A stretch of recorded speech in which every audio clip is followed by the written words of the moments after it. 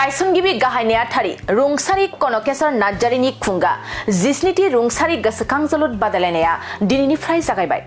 रामफलबिल दखरा एबसुनि बेन्दोंआव थानाय रुपनाथ ब्रह्म गोसोखां गेलेग्रा फोथाराव दिनैनिफ्राय जागायबाय एबसुनि गायसनगिरि गाहाय नेहाथारि रुंसारि कनकेश्वर नार्जारिनि खुंगा 19थि थैनाय सानजों लोब्बा लाखिनानै जोलुर गेलेनाय बादायलायनाय। गोबाव सम दुलाराय बर' फरायसा आफादाव थानानै गोख्रों गाहाय नेहाथारि बिबान लानानै बर' हारिखौ गेरेमसा खालामनो नोजोरजों मेंनाय बानाय गैयाजासे गावनि बेसेनगोसा समखौ दोनथ'नानै हाबा मावबोनाय रुंसारि कनकेश्वर नार्जारि बिथांनि मुङाव रुपनाथ ब्रह्म गोसोखां गेलेग्रा फोथाराव दिनैनिफ्राय जागायनानै फैगौ 21 अक्ट'बरसिम रामफलबिल गेलेमु आफादजों लोगोसे रामफलबिल दखला दुलाराय बर' फरायसा आफादा बिथांनि मुङाव जोलुर गेलेनाय हाबाफारिखौ खुंफुंबोबाय थादों।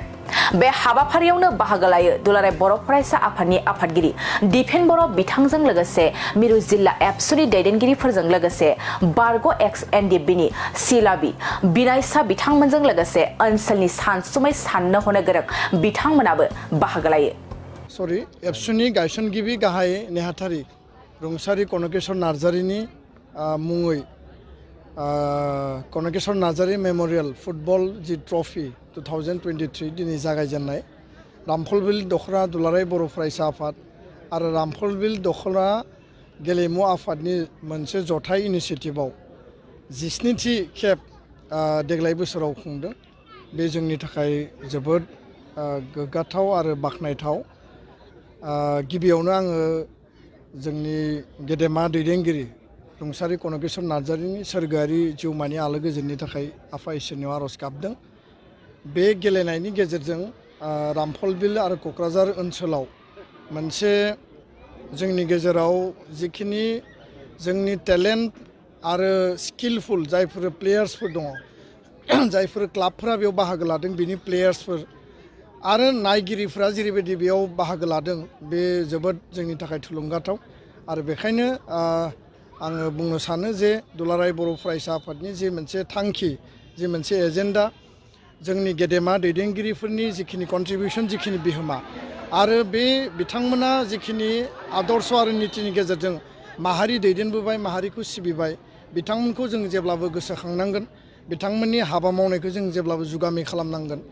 आरो नैबेबायदि हाबाफारिनि गेजेरजों बेबायदि फुटबल मोनसे टुर्नामेन्टनि बा ट्रफिनि गेजेरजों एबसुनि मोनफ्रोमबो दखरा आरो जिल्ला आफादफ्रा जेरैबायदि जोंनि मार्टियार्स, जोंनि गेदेमा रुंसारिफोरनि मुङै जि मोनसे इनिसियेटिभ लाबोदों, गोब्राब थासारिखौ नेवसिनानै, रांखावरिनि आंखालखौबो नेवसिनानै, बे जोंनि मोनसे विल पावार आरो मोनसे स्पिरिट, बेनि थाखायसो बियो जाफुंसार महर मोन्दों।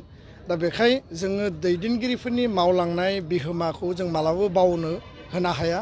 बेखौ जों अराय गोजोर खालामनांगोन। इयुन जोलैया मिथिनांगोन, फरायसा फरायसुलिया मिथिनांगोन। आरो नैबे गेलेनायनि गेजेरजों कनकेश्वर नार्जारिया अराय गोथाङै थागोन। दुलाराय बर' फरायसा आफाद मिरु आफादा बिथांनि जोनोम सानखौ जोङो खुंबोदों। रामफलबिला जोंनि दैदेनगिरिफोरनि थाखाय मोनसे गोसोखांथावनि थिलि, जेरैबायदि गारलाबाथा बसुमतारी, कनकेश्वर नार्जारि आरो गोबां दैदेनगिरि बेयाव जोनोम मोन्दों।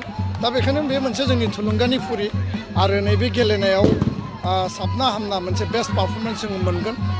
बिनि गेजेरजों बे ओनसोलाव आरोबाव खौसेथि, जोंनि गेजेराव अनलायनाया बांगोन आरो समाज बेरेखा जिफोर हाबाफारिफोर दङ, ड्राग्स, जौ जुवा, दायना दायनि, उन्दै बैसोआव हाबा जानाय आरो जिखिनि नेगेटिभ माने जोंनि जे मोनसे सिन्ता बा साननाय, जोंनि लाइमोनफोरा मबाइल, बाइक आरो ड्राग्सनि फारसे जे मोनसे गावनि इनार्जिखौ नस्थ' खालामनाय, बेखौ जोङो राइट डाइरेक्सनाव लाबोनानै जोङो जुदि गेलेनायनि गेजेरजों बेस्थ' लाखियोब्ला बिथांमोननि जि रं ट्रेक बेखौ जोङो राइट ट्रेकआव लाबोनो हागोन। आरो बेखायनो बेस्ट एनार्जिखौ मोजां हाबायाव बाहायोब्ला जोङो माहारि आरो हारि नाङैनो जोङो जौगानो हागोन होननानै आं सानो। बर' हारिया गेलेनायनि बिथिङाव जेब्लाबो पायनियर रल लादों आरो गेलेनाय आरो स्पर्ट्स, फुटबल, आर्सारि, बक्सिं बे जोंनि मोनसे लाइफ लाइन जाबाय। दिनै नोंथांमोना नाय, आसाम आरो इण्डियाआव बर' प्लेयार नङाब्ला इन्टारनेसनेल इभेन्ट खालामनायनि कुनु माने बेयाव माने आद्रा बादि नुयो जोङो। आसामनिफ्राय नोङो नेसनेल लेभेलाव गेलेयोब्ला बर' प्लेयार थायो आरो नेसनेलनिफ्राय इन्टारनेसनेल लेभेलाव पारफरमेन्स खालायोब्ला जायखिजाया मोनसे नङा मोनसे इभेन्टआव बर' प्लेयारनि मासिया दिनै क्लियार जानानै थायो। बे जोंनि थाखाय बाख्नायथाव। गोजोन्थों। दुर्गा फुजानि धामाका दख'ना डिजाइन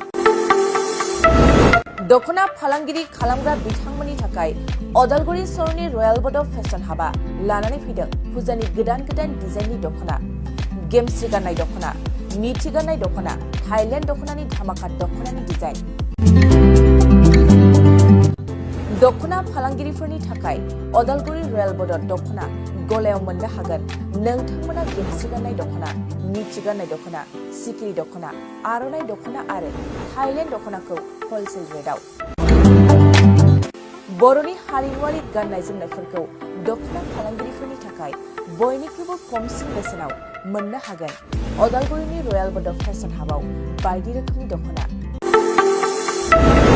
नोंथाङा दख'नानि फालांगि खालामनोब्लाबो रयेल बड' हाबाव गासैबो दख'नाखौ हलसेल रेटआव मोननो हागोन खम बेसेनावनो लांनानै फालांगिबो खालामनो हागोन रयेल बड' गलायाव थांनाय फैनायनिबो जेबो उसुबिदा गैया रयेल बड' हाब दख'ना गलानि थङानो जाबाय अदालगुरि रेल स्टेशननि साखाथियावनो सोरबाफोर दुर्गा फुजानि अफारखौ खाबु लानानै दख'ना फालांगि खालामनोब्ला 9957383083 जानबुं नङाव खौरां